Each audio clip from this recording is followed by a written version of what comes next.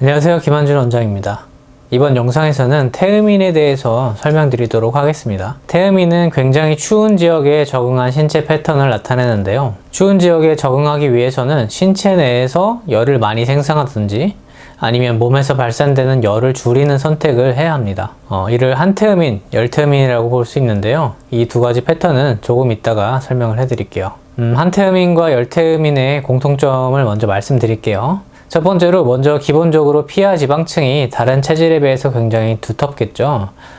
조직의 절연성을 높이고 열이 방출되는 것을 막아야 하니까 아무래도 피하 지방층이 두터워질 수밖에 없고요. 그래서 손등이나 팔뚝의 피부를 짚어서 들어 올려보면 쭉 늘어나는 분들이 있어요. 이런 분들이 피하 지방층이 상당히 두꺼운 거죠. 두 번째로 이렇게 지방층은 두꺼우면서 피부의 혈류량이 감소되어 있기 때문에 땀이 나서 열이 발산되지 않게 하는 것이 기본이고, 체온의 보존을 위해서 혈액량이 주로 몸의 안쪽으로 집중되는 형태를 띱니다. 세 번째로는 차가운 공기가 아무런 필터링 없이 폐로 바로 들어오면은 폐포가 죽기 때문에 코에서부터 기관지까지 진행되는 호흡 통로를 최대한 좁히고요. 이렇게 공기가 들어온 속도를 늦춤으로 인해서 공기의 온도가 체온과 가장 유사하게, 그리고 습도도 어느 정도 일정 정도 유지할 수 있게 만들어줍니다.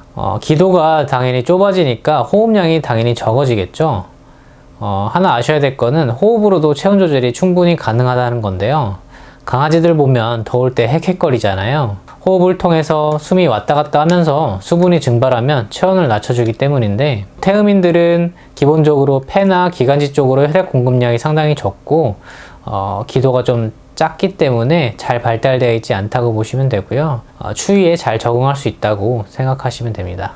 그래서 태음인들은 폐나 기관지 쪽이 좀 좁아져 있기 때문에 수분이 날아가는 게 별로 없겠죠. 그래서 체온을 좀 잘 보존할 수 있게 설계되어 있고요. 반대로 이야기하자면 폐나 기관지 쪽으로 혈액 공급량이 상당히 적고 잘 발달되어 있지 않다고 생각하시면 됩니다. 그 다음으로 폐나 기관지 쪽이 발달이 덜 돼 있으면 흉관에서 림프 순환에 정체가 생기게 됩니다. 림프계에 대해서 어느 정도 설명을 드려야 될 텐데요. 림프계는 일종의 순환계이면서 면역을 담당하고 있어요. 그래서 크기가 큰 물질들이 혈관으로 이제 이동하기 힘드니까 림프관을 통해서 가기도 하고요. 염증 물질들을 실제로 처리하기도 하고요. 림프계도 순환계이기 때문에 어쨌든 순환을 해야 되잖아요. 순환 경로를 한번 살펴보면 심장에서 나온 혈액들이 림프로 흘러 들어가게 되고 정맥을 거쳐서 심장으로 다시 돌아오게 됩니다. 이 림프 순환 계통을 보면은 장에서부터 시작해서 흉관을 거쳐서 폐를 거치고 그 다음에 쇄골화 정맥으로 들어가게 되는데요. 태음인들은 아까도 말씀드렸듯이 폐나 기관지, 피부 쪽의 혈액 순환량이 상당히 좀 감소되어 있고 열을 만들어내는 갑상선 기능이 좀 활발해져 있기 때문에 목 쪽에 혈액량이 상당히 좀 많은데요. 그렇기 때문에 쇄골화 정맥이라는 곳에서 정체가 생기기 상당히 좀 쉬워요. 비유를 하자면 교통량이 많아져서 정체되는 구간이라고 생각하시면 됩니다. 쇄골화 정맥에서 정체가 생기면 정체 구간이 밀려서 흉관까지도 영향이 발생하는 거죠. 이러한 병리기전에 의한 증상은 한태음인과 열태음인에 대해서 설명할 때 알려드리도록 하겠습니다. 그 다음에는 태음인들의 생김새에 대해서 말씀드릴게요. 일반적으로 부비관과 관골이 좀 발달돼 있고 코는 좀 작고 다부지며 눈 밑에는 지방 조직이 껴있는 경우가 많은데요. 쉽게 얘기하면 북방계의 몽골리안과 비슷한 외모를 갖고 있다고 보시면 됩니다. 태음인의 성격적으로는 우직한 곰 같다고 생각하면 되고요. 스트레스에 민감하지 않고 잘 참는 성격이다 보니 짜증을 내거나 감정을 잘 드러내지 않는 성격이라고 생각하시면 됩니다. 자, 한태음인을 먼저 설명드릴게요. 한태음인은 인간이 쾌적함을 느끼게 되는 온도가 낮게 세팅된 사람이라고 생각하시면 되는데요. 러시아 같은 경우에 엄청 추운 데 가면 영하 5도에도 미니스커트를 입고 다닌다고 예전에 본 것 같아요. 그런 사람들과 상당히 유사하게 온도가 세팅됐다고 생각하시면 되고요. 지방층을 굉장히 두텁게 형성하고 열을 최대한 빠져나가지 않게 하면서 에너지 생산량은 좀 적은 스타일이고요. 아무래도 대사율이 좀 떨어지는 편이기 때문에 복부 쪽에 림프순환 정체가 걸리는 경우가 상당히 많습니다. 아까 인트로에서 태음인들은 쇄골화 정맥 부분에서 림프 정체가 잘 발생한다고 말씀을 드렸습니다. 림프 순환의 흐름을 보면 위장관, 흉관, 쇄골화 정맥 순으로 순환하기 때문에 정체가 된다면 반대로 림프 흐름이 밀리겠죠. 림프 순환에 문제가 생기면 당연히 부종이 발생할 거고요. 결과적으로 쇄골화 정맥부터 시작해서 폐, 기관지, 피부 쪽 순환 저하, 흉관, 정관에 림프 순환 부전이 일어나서 장에 부종이 생길 가능성이 높고요. 장에서 물이 많아지는 부종을 설사를 통해서 해결하는 경우가 상당히 많고요. 이런 분들은 우측 하복부를 누르면 아프고 평상시 좀 잘 붓는 경향성이 있어요. 그래서 이분들은 뒷목이 당기거나 숨이 좀 찬다거나 붓거나 할 경우에 설사를 하면 증상들이 완화되고 좋아지는 경우가 많고요. 설사를 통해서 림프 순환 부전을 해결하는 거죠. 한태음인들은 생활습관 관리를 할 때 다른 것보다 운동을 좀 열심히 하셔야 되는데요. 림프 순환을 정상적으로 만드는 방법은 폐, 기관지, 피부 쪽으로 혈액을 좀 잘 공급해서 정체된 순환량을 좀 풀어주고 근육을 펌핑시켜서 잘 순환시키는 방법밖에는 없어요. 운동을 하면 교감신경이 흥분되어서 기관지가 확정되고 체온이 올라가니까 자연스럽게 피부 쪽으로 혈액량이 증가해서 땀이 날 수밖에 없고요. 땀이 나면 정체된 림프 순환을 풀고 부종이 없어지기 때문에 훨씬 더 좀 도움이 되고요. 이런 증상들을 치료한다고 해도 평생 동안 한약을 드실 수는 없잖아요. 그렇기 때문에 악화되기 전에 운동을 꾸준히 해주시길 권유드립니다. 그 다음으로 열태음인을 설명드릴 텐데요. 이 사람들은 절연성도 좋기는 한데 그것보다 열을 자체 내에서 엄청나게 많이 만들어내고 또 많이 먹고 하는 스타일입니다. 첫 번째로 피하 지방층이 한태음인에 비해서 두껍지는 않지만 상대적으로 대사량이 많이 높습니다.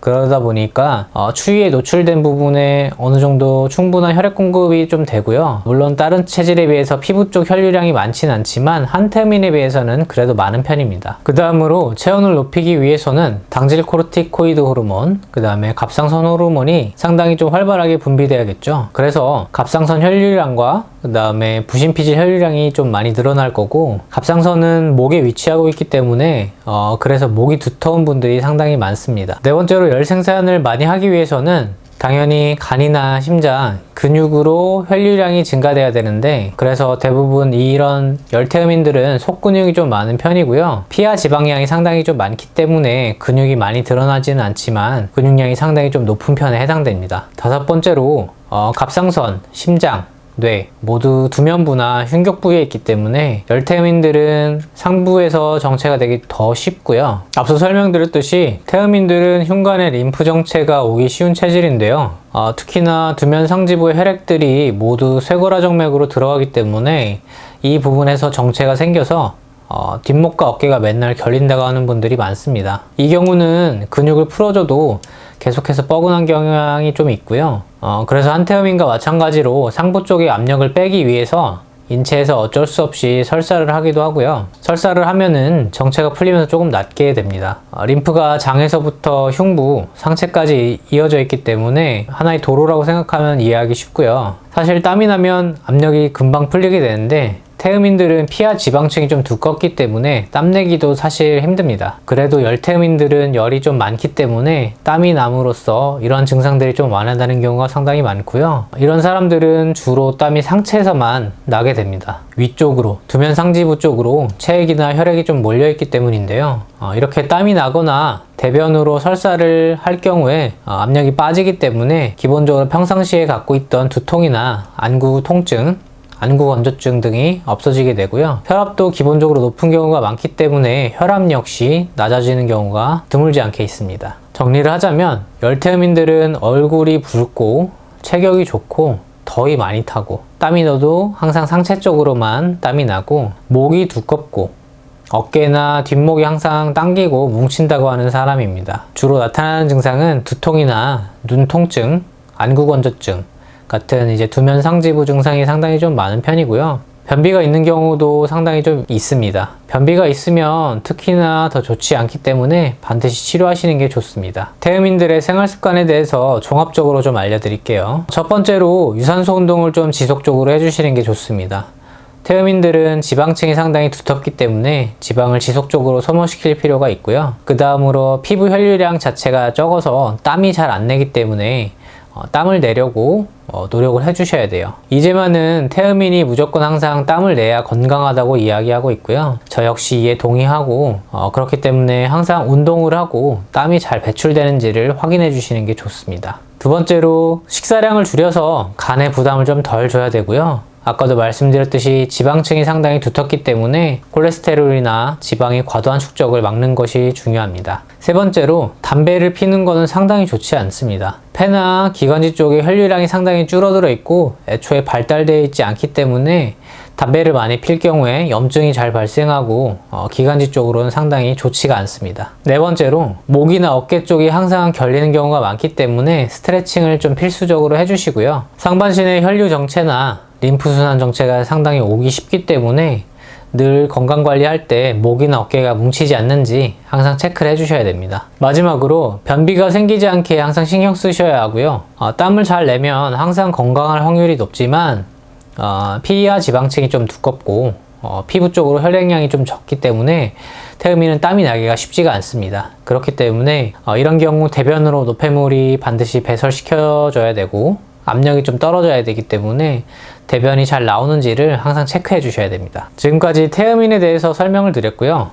이 영상을 보시고 태음인에 해당되는 분들은 태음인의 생활습관 관리라든지 나타나는 증상들을 항상 체크하셔서 건강관리에 항상 유의하시기 바랍니다. 영상 끝까지 봐주셔서 감사합니다.